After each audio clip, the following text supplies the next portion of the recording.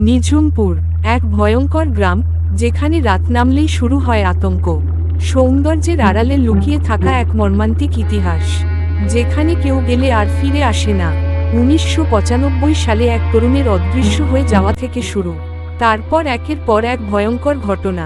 কান্নার শব্দ, বাতাসে ভেসে আসা ফিসফিসানি, আর সেই অভিশপ্ত বটগাছ। 2023 সালে এক সাহসী তরুণ রহস্য উন্মোচনে পা রাখল সেখানে, কিন্তু সে কি ফিরে আসতে পারল, নাকি নিঝুমপুর তাকে গ্রাস করল? এই গল্প শুধু শোনার জন্য নয়, অনুভব করার জন্য। তবে সাবধান, আপনি কি সত্যিই প্রস্তুত? নিঝুম প্রেতের গ্রাম, এক ভয়ঙ্কর সত্য ঘটনা। এই গল্পটি কোনো কল্পনা নয়, এটি একটি ভয়ঙ্কর সত্য ঘটনা। এক গ্রাম, যেখানে রাত নামলেই শুরু হয় আতঙ্কের খেলা। শুরুটা ছিল খুবই সাধারণ, কিন্তু তারপর বাংলাদেশের প্রত্যন্ত এক গ্রাম, নাম নিঝুমপুর। চারপাশে গাছপালা, গভীর জঙ্গল আর নিঃসঙ্গতা। সারাদিন সূর্যের আলোয় যেন এক স্বর্গপুরী, কিন্তু রাত হলেই নেমে আসে ভয়ঙ্কর নীরবতা, যেন অশরীরীদের পদচারণা শুরু হয়। কিন্তু কেন, কি এমন ঘটেছিল এখানে? একটা রাত, যেটা বদলে দিল সবকিছু। 1995 সালের কথা। গ্রামের এক তরুণ, নাম রাকিব, রাতে বন্ধুদের সাথে পাশের বাজার থেকে ফিরছিল। চাঁদের আলোয় পথ স্পষ্ট দেখা যাচ্ছিল, কিন্তু হঠাৎ বিশাল বটগাছটার নিচে এসে থমকে গেল সবাই। শুনতে পেল কারো কান্নার শব্দ। চারদিকে তাকিয়ে কিছুই দেখতে পেল না। কাঁপতে কাঁপতে এগিয়ে গেল রাকিব। আর তারপর যা ঘটল, সে যা দেখল, তাতে তার শ্বাস বন্ধ হয়ে আসছিল। এক নারী হঠাৎই মাটির ওপর ভেসে উঠল। তার চোখগুলো ফাঁকা, ঠোঁট থেকে রক্ত ঝরছে। সে চিৎকার করে কিছু বলতে চাচ্ছিল, কিন্তু শব্দগুলো যেন বাতাসে মিশে যাচ্ছিল। রাকিবের পা জমে গেল। সে চিৎকার করতে চাইল, কিন্তু গলা দিয়ে একটাও শব্দ বের হলো না। বন্ধুরা পালিয়ে গেল, কিন্তু রাকিব। তারপর সেই নারীর হাত বাড়িয়ে দিল রাকিবের দিকে। পরদিন সকাল, কিন্তু রাকিব কোথায়? সকালে সবাই এসে দেখে রাকিবের জুতো পরে আছে বটগাছের নিচে, কিন্তু সে নেই। সেই দিন থেকেই শুরু হলো একের পর এক ভয়ঙ্কর ঘটনা। প্রতি রাতে গ্রামের মানুষ শুনতে পেত কাঁদতে থাকা নারীর আওয়াজ, দরজায় অদৃশ্য কেউ ঠক ঠক করত, বাতাসে ভেসে বেড়াত অদ্ভুত ফিসফিসানি। গ্রাম ছাড়তে শুরু করলো সবাই। ধীরে ধীরে নিঝুমপুর পরিণত হলো এক জনশূন্য গ্রামে। আজও কেউ সাহস করে ওখানে গেলে ফিরে আসে না। স্থানীয়রা বলে, যে রাতে সেখানে যায়, সে আর ফিরে আসে না। আপনি কি সাহসী? আপনার কি সাহস আছে নিঝুমপুর যেতে? যদি যান, তবে একবার ফিরে তাকাবেন না। হয়তো কেউ আপনার নাম ধরে ডাকবে। সেই নিঝুমপুর গ্রামের কথা ভুলতে পারেনি অনেকেই। যারা শুনেছে, তারা শিউরে উঠেছে। কিন্তু তারপর একজন সাহসী, নাকি এক ভুল? 2023 সালের কথা। ঢাকা বিশ্ববিদ্যালয়ের ছাত্র আরাফাত। বন্ধুরা বলেছিল, প্লিজ এমন ভুল করিস না। কিন্তু আরাফাত শোনেনি। একাই ক্যামেরা আর টর্চলাইট নিয়ে রওনা দেয়। জঙ্গলের পথ, একসময় মোবাইলের নেটও চলে যায়। কিন্তু ছায়াটা তার দিকেই তাকিয়ে আছে।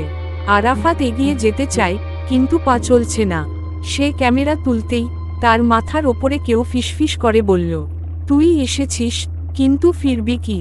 আরাফাতের বন্ধুরা তার ফেরার অপেক্ষা করছিল, কিন্তু রাত গড়িয়ে সকাল হয়ে গেল। সে ফিরল না। খোঁজ শুরু হলো, কিন্তু বন্ধুরা প্রথমে ভেবেছিল হয়তো ভয় দেখানোর জন্য লুকিয়ে আছে। কিন্তু যখন সারাদিনেও তার কোনো খোঁজ মিলল না, তখন পুলিশকে জানানো হলো। পুলিশ, স্থানীয় কিছু মানুষ আর বন্ধুরা মিলে নিঝুমপুরে গেল। জঙ্গলের পথ ধরে হাঁটতে হাঁটতে তারা সেই বটগাছের কাছে পৌঁছালো।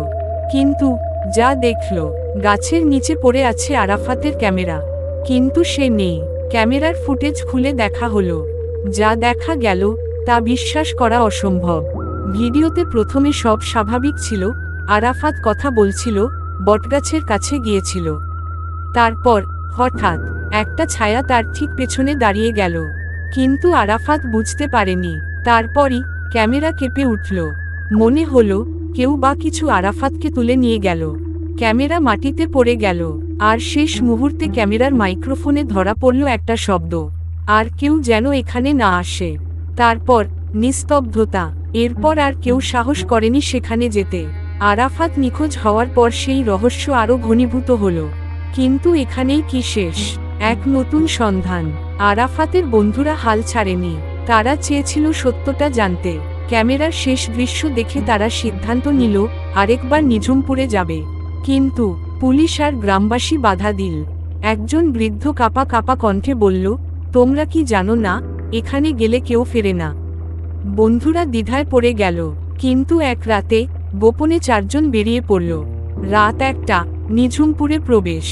চারপাশ নীরব, বাতাসও যেন থমকে গেছে। তারা ক্যামেরা অন করল, টর্চলাইট জ্বালিয়ে সামনে এগোলো। ঠিক তখনই একটা শব্দ এল, যেন মাটি খুঁড়ে কেউ উঠে আসছে। বন্ধুরা থমকে দাঁড়ালো, কাঁপতে কাঁপতে পেছনে তাকালো। তারা যা দেখল সে কি সত্যি? বটগাছের নিচে একটা ছায়া ধীরে ধীরে গঠিত হচ্ছে। তারপর একটা ভয়ানক চাপা কণ্ঠ, তোমরা কেন এলে? আরাফাতও এসেছিল, সে কি ফিরে গেছে? বন্ধুরা চিৎকার করে পালাতে লাগলো। কিন্তু হঠাৎ এক বন্ধু পা পিছলে পড়ে গেল। তাকে কেউ পায়ের কাছে ধরে টানছে। বন্ধুরা জোরে টেনে তাকে তুলল, দৌড়ে গ্রাম ছাড়ল। কিন্তু ভয়ানক ব্যাপার ঘটল। পালানোর সময় তারা এক ঝলক দেখল, ছায়াটা আরাফাতের মতো দেখতে। সত্যিই কি আরাফাত মারা গেছে, নাকি সে নিঝুমপুরের নতুন বাসিন্দা হয়ে গেছে?